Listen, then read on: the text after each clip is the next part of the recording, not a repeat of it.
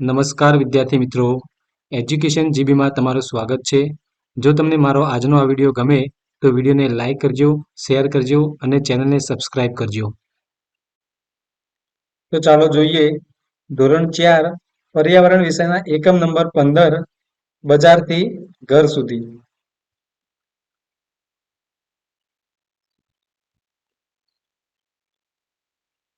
મારું નામ વૈશાલી છે. મારા પિતાજી શાકભાજી વેચે છે. મારા મમ્મી, ભાઈ, છોટુ અને હું પિતાજીના કામમાં મદદ કરીએ છીએ. તમને ખબર છે અમારું કામ ક્યારે શરૂ થાય છે? સવારે 3 વાગે. જ્યારે મોટાભાગના લોકો ગાઢ ઊંઘમાં હોય છે ત્યારે અમારું કામ શરૂ થઈ જાય છે. આગળના દિવસની શાકભાજીને કોથળામાંથી બહાર કાઢી તેને વ્યવસ્થિત ગોઠવવાની તથા બીજી બાજુ બજારમાંથી તાજા શાકભાજી લાવવાની તૈયારી કરવી પડે છે. ઘણીવાર છોટુ પણ અમને મદદ કરે છે. અમે બધું કામ પતાવી ચા પીવા બેઠા ત્યાં જ ટેમ્પાના હોર્નનો અવાજ સંભળાયો. પિતાજી, ભાઈ, કાકા અને અમારા મહોલ્લાના માણસો ટેમ્પો લઈને તાજા શાકભાજી લેવા બજાર જવા નીકળ્યા. તો અહીંયા ચિત્રમાં તમે જોઈ શકો છો કે વૈશાલીના ઘરના જે સભ્યો છે એ સવારે 3 વાગે વહેલા ઉઠી જાય છે અને શાકભાજી ને બધું જે હોય એને વ્યવસ્થિત સાફ સફાઈ કરતા હોય છે.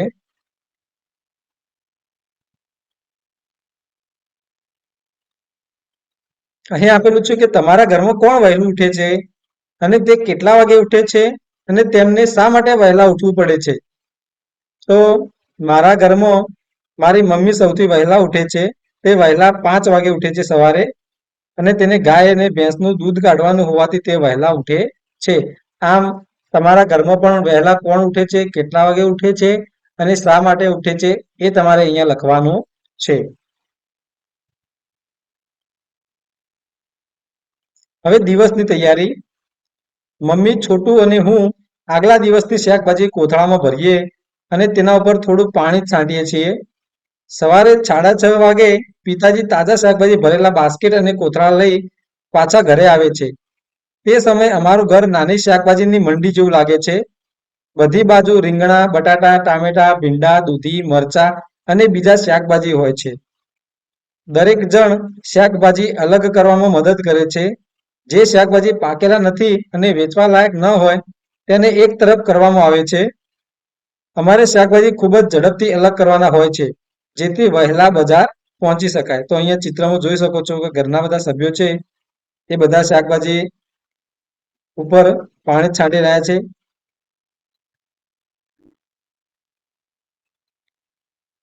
7 વાગ્યા સુધીમાં પિતાજી બધા શાકભાજી લારીમાં ગોઠવી દે છે અને બજાર માટે નીકળે છે. તે કહે છે જો તેઓ મોડા પડશે તો તેમના રોજના ગ્રાહક બીજા કોઈ પાસેથી ખરીદી લેશે. જેવા પિતાજી જાય હું જલ્દી તૈયાર થઈ જાઉં છું કેમ કે મારે 7:30 વાગે શાળાએ પહોંચવાનું હોય છે.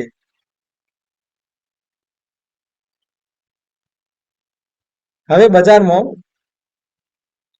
છોટુ સવારે શાળાએ જાય છે. તે 10 વાગે પિતાજી અને ભાઈ માટે જમવાનું લઈ બજારમાં જાય છે. શાળામાં જવાનો સમય થાય ત્યાં સુધી તે લારી પર રહે છે. ઘણી વખત તે શાળામાંથી પિતાજીને મદદ કરવા જાય છે.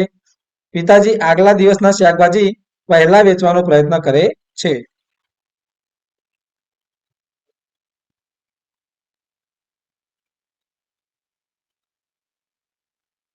હવે વિચારોને કહો. બાપુજી પહેલા આગલા દિવસની શાકભાજી વેચે છે તે કેમ આવું કરે છે? વિચારો. તો બાપુજી પહેલા આગલા દિવસની શાકભાજી એટલા માટે વેચે છે કેમ કે આગલા દિવસની શાકભાજી વધુ સમય પડી રહે તો તે કરમાઈ જાય છે અને બગડી જાય છે. માટે વધારે નુકસાન ના થાય એટલા માટે તેઓ આગળના દિવસની શાકભાજી પહેલા વેચે છે.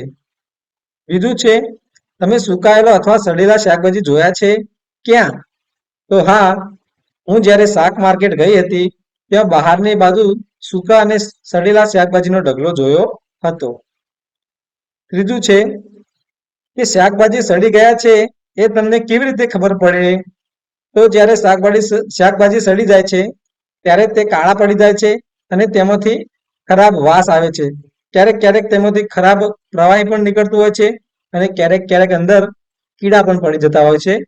જેના ઉપરથી આપણને ખબર પડે કે શાકભાજી છે એ સડી ગયા છે. આગલા દિવસની શાકભાજી જેમ વેચાઈ જાય તેમ ભાઈ તાજી શાકભાજી કોથળામાંથી કાઢી લારીમાં મૂકે છે.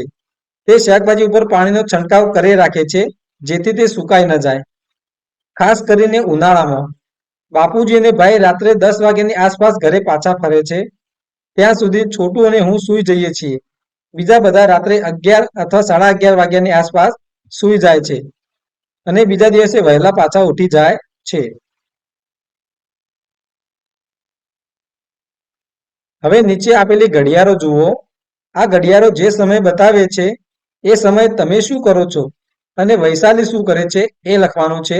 તો અહીંયા 3 ઘડિયાળો આપેલી છે. એક છે કે સવારના 3 વાગ્યા છે. તો આ સમયે વૈશાલી શાકભાજી કાઢે છે, જ્યારે તમે બધા અહીંયા ઊંઘેલા હશો. બીજો સમય છે સવારના 7 વાગે. તો સવારના 7 વાગે ત્યારે વૈશાલી શાળાએ જવા માટે તૈયાર થાય છે અને તમે, હું અને આપણે બધા પણ શાળાએ જવા માટે તૈયાર થઈએ છીએ. પછી આપેલું છે કે રાત્રે 10 વાગે. તો અહીંયા રાત્રે 10 વાગે વૈશાલી સૂઈ જાય છે અને તમે અને હું બધા પણ રાત્રે 10 વાગે સૂઈ જઈએ છીએ.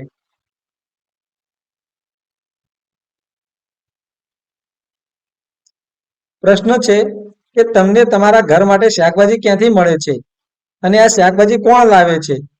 તો અમારા મહોલ્લામાં એક બહેન શાકભાજીની લારી લઈને આવે છે અને મારા મમ્મી તેમની પાસેથી શાકભાજી ખરીદે છે.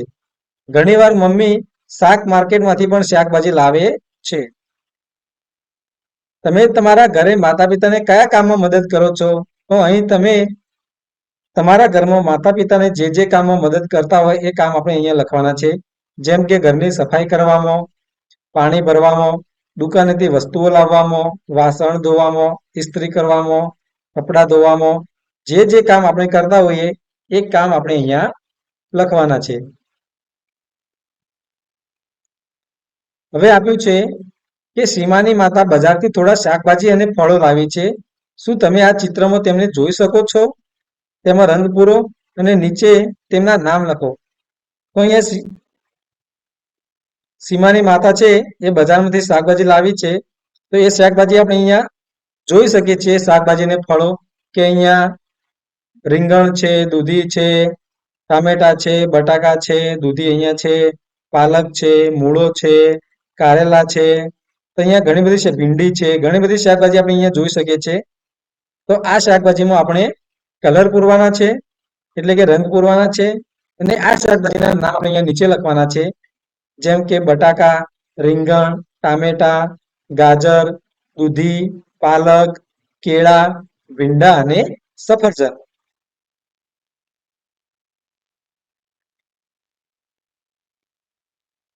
હવે આપેલું છે કે શોધી કાઢો. અહીં શાકભાજી અને ફળોની યાદી આપી છે. તેમાંથી કયા જલ્દી બગડી જાય છે અને કયા થોડા દિવસ સુધી સારા રહે છે. યોગ્ય કોષ્ટકમાં નામ લખો. તમે યાદીમાં બીજા નામ ઉમેરી શકો છો. તો અહીંયા જે શાકભાજી અને ફળો આપ્યા છે એમાંથી જલ્દી બગડી જાય તેવા ફળો અને શાકભાજી અને થોડા દિવસ સારા રહી શકે તેવા ફળો અને શાકભાજીને આપણે આ બંને કોષ્ટકમાં વિભાજિત કરવાના છે. તો ચાલો જોઈએ કે જલ્દી બગડી જાય તેવા ફળો અને શાકભાજી.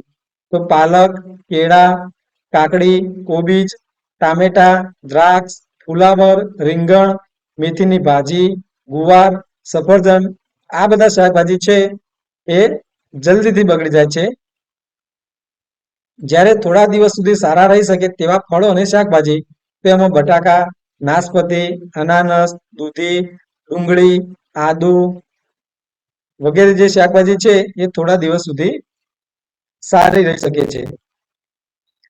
હવે આ ફળો અને શાકભાજીમાંથી ઘણા અડકવાથી નરમ લાગે છે, જ્યારે ઘણા થોડા બરછટ લાગે છે. તો ઉપરની યાદીમાંથી યોગ્ય કોષ્ટકમાં નામ લખો.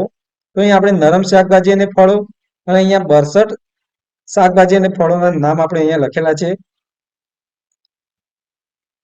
જેમ કે નરમમાં પાલક, કેળા, ટામેટા, દૂધી, કોબીજ, કાકડી, દ્રાક્ષ અને રીંગણ. અને બરછટ શાકભાજી અને ફળોમાં બટાકા, નાશપતી, ડુંગળી, ફુલાવર, પીકુ, અનાનસ, આદુ વગેરે.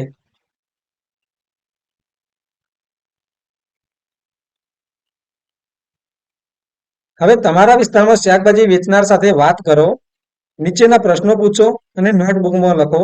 તો અહીં તમારા વિસ્તારમાં જે પણ માણસ કે ભાઈ કે બહેન શાકભાજી વેચે છે, તમારે એમનું નામ પૂછવાનું છે અને એમના વિશેના જે આ પ્રશ્નો આપેલા છે એ આપણે અહીંયા લખવાનું છે કે તેમનું નામ શું છે અને તેમના કુટુંબમાં કેટલા લોકો છે. તો અમારે ત્યાં જે શાકભાજી વેચે છે એમનું નામ ગીતાબેન છે અને તેમના કુટુંબમાં કુલ 4 લોકો છે.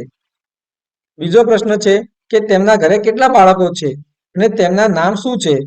તો ગીતાબેનના ઘરે 2 બાળકો છે, તેમનું નામ સુનિલ અને અલ્કેશ છે.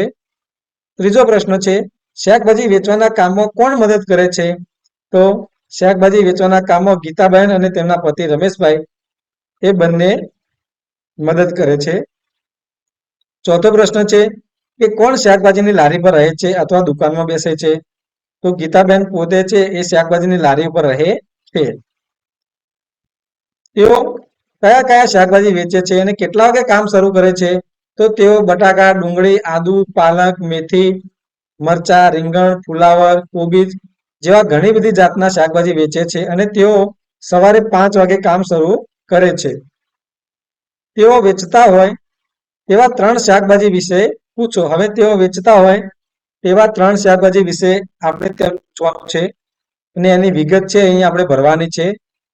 જેમ કે શાકભાજી 1, શાકભાજી 2 અને શાકભાજી 3. તો શાકભાજી 1 માં બટાકા, તેની કિંમત 40 રૂપિયા કિલો.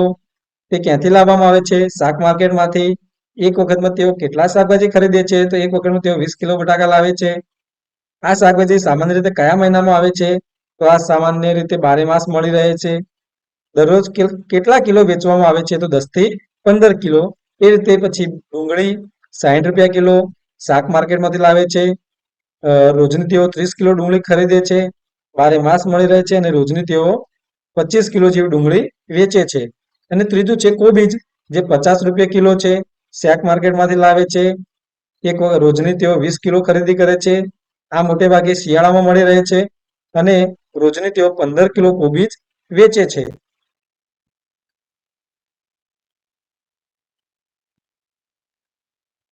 જો મિત્રો તમને મારો આજનો આ વિડીયો ગમ્યો હોય તો વિડીયોને લાઈક કરજો, શેર કરજો અને ચેનલને સબસ્ક્રાઇબ કરજો, જેથી આવનારા નવા વિડીયોનું નોટિફિકેશન તરત જ તમને મળી રહે.